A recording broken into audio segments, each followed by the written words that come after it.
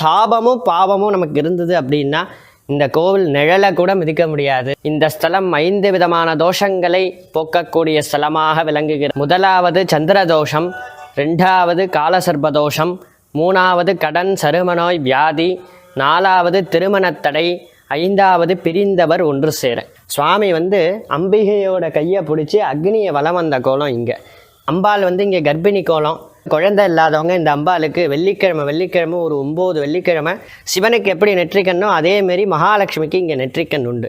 இங்கே ஜுரகரேஸ்வரருக்கு தனி சன்னதி உண்டு. சகல விதமான வியாதிகளும் இங்கே நிவர்த்தியாகும். கோவில் பிரகாரத்தை வலம் வரும்போது கால சர்ப்பங்கள் சாளரத்திலேயே பின்னின்னு இருக்கும்.